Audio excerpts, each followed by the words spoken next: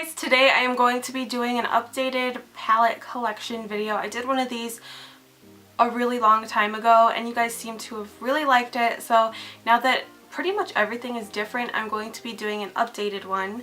And I did just film another video on this makeup look, so if you guys are curious to see how I created this makeup look, you guys can check out that video. I will try to remember to link it in the description. But yeah, we're going to go ahead and get into all of the palettes. This is like every palette that I own, whether it's eyeshadow, contour, highlight, every palette that I own. I have downsized quite a bit, so let's go ahead and get into it. It's going to be really random, not in any specific order at all. So the first palette here is the Morphe Jaclyn Hill palette. I got this for Christmas, this last Christmas, and this is what it looks like inside. I am going to be doing little reviews as I show you the palette, tell you what I think of it. I really like this palette. I like that it has all kinds of different colors, finishes, and shades. And it's just probably one of the best palettes that I have for that reason. The shadows blend really well, they're very pigmented, and I have no complaints about this other than I wish that it had more like matte, light matte shades. The next palette that I have here is the Kat Von D Mi Vida Loca Remix palette. I got this the Christmas before last, I think. I can't remember. But this is what it looks like inside. It has so many bold, unique colors, and this is the only palette that I own like this. And I never really use it just because I'm not like into these bold colors. I'm not brave enough to really wear them on a day-to-day basis. But this palette is really nice to have because there are those moments where you need a certain color, and this palette is most likely to have it. So I do like that one a lot as well. Next we have my Lorac Mega Pro 3, and as you can see it looks quite dirty. The Lorac packaging is like not the easiest to clean off. It does get stained up pretty easily, especially this one because it's white.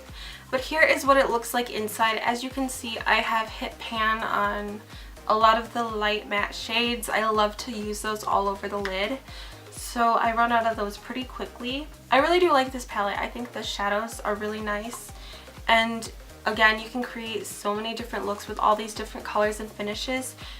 And I like that it has 2 rows of matte and 2 rows of shimmer, so it gives you a lot of variety. This next palette that I have is actually a Z palette with Makeup Geek eyeshadows in it. I'm not really gonna go over this one too much because it's Makeup Geek eyeshadows. Obviously they're good, obviously everyone knows about them. I'm not gonna go through each name, but these are the ones that I have.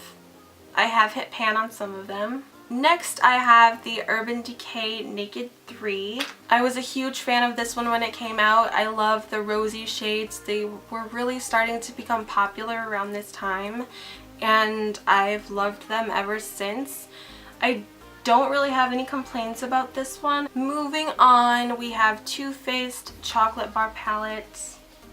It does slightly smell like chocolate still, but not as much as it obviously did when it was new. I can't remember when I got this, but I know that I was like one of the last people to get it. But this is also well loved as well. This was one that I used to use on a daily basis for a while until I got all the newer stuff. You can see that I've hit pan, or I'm starting to hit pan on some of these shadows. So I would totally recommend this one if you don't have it. It's a really nice like staple piece, I think. Next is the Lorac Pro palette. I haven't used this one in so long, but when I did, I hit pan again on the light matte shades. Those are always the ones that I finish first. I'm starting to hit pan on taupe. Maybe I'll start using this palette again.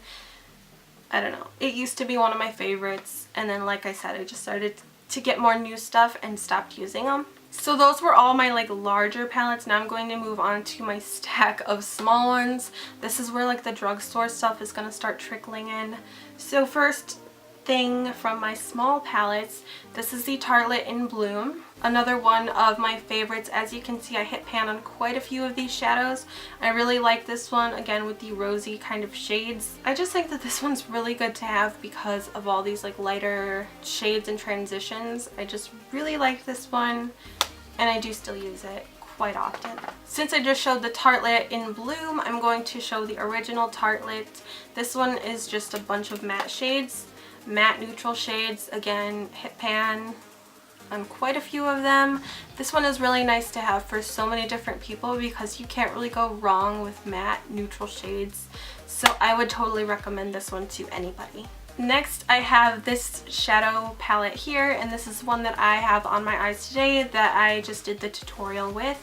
This is the Wet n Wild Rose in the Air, and I'm sure you guys have seen quite a few things about this. I've seen that it's a dupe for one of the Anastasia palettes, and there was another one, but I can't remember what it was. But I really do like this, and if you want to see how I used it, you can check out my last video. This next palette that I have here is a highlighting palette. I got this from Kohl's. And this is the Academy of Color Strobe and Glow palette with all of these different highlights. I really like this one. These are the best highlights that I own currently at the moment. Powdered highlights anyway. They are really pigmented. They are really pigmented. Yeah, I would totally recommend this to you guys. It's only 12 bucks from Kohl's. So I would totally check this one out. Next, I have another highlighting palette. This is the Alchemist Holographic palette from Kat Von D. I really like this one as well. I almost like never use it because I'm afraid to like use it up. I think that the holographic colors are really cool.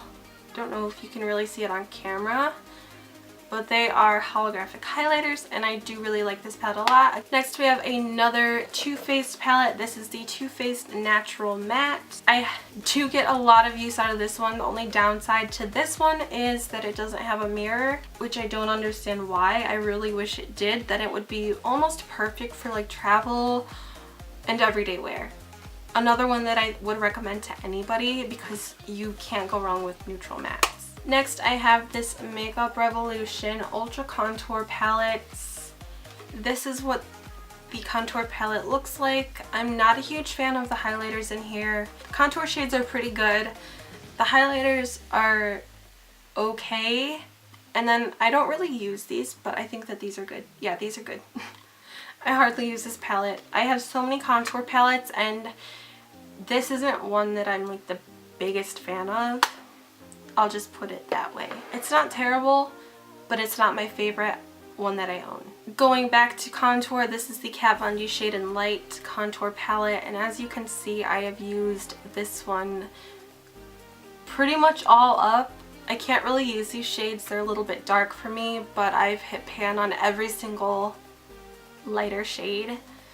So I would totally recommend this contour palette. I really do like it. Obviously, I've got a ton of use out of it. So next, I have another contour palette, and this is the Lorac Pro contour palette.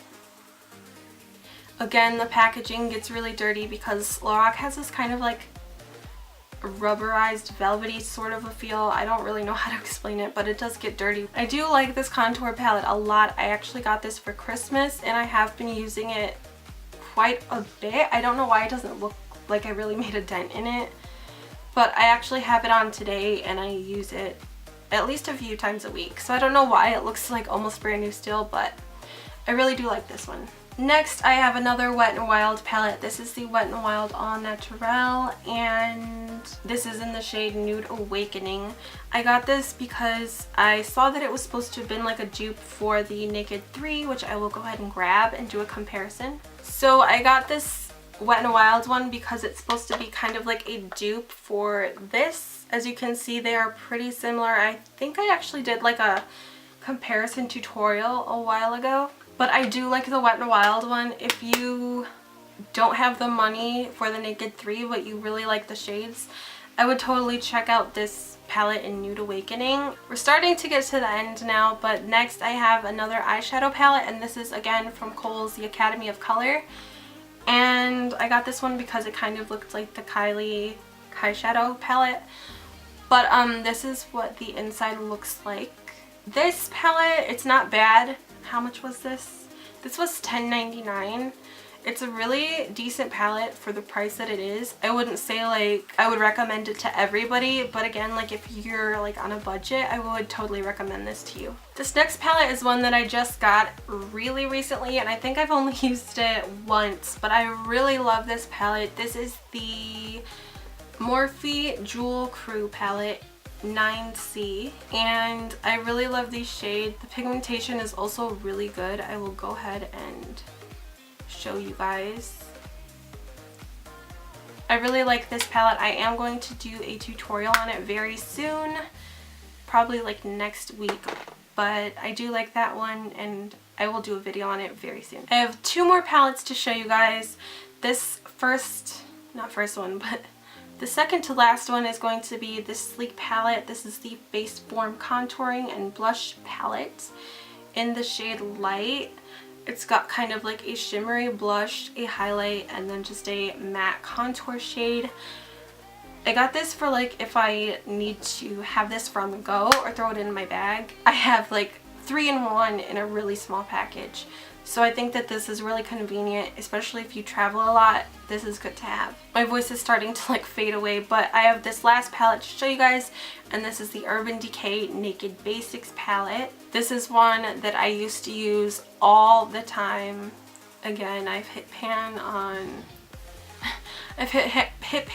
quite a few of the shadows, and another one that I would recommend. So I'm going to go ahead and wrap this video up since I'm losing my voice and I'm done with all my palettes anyway.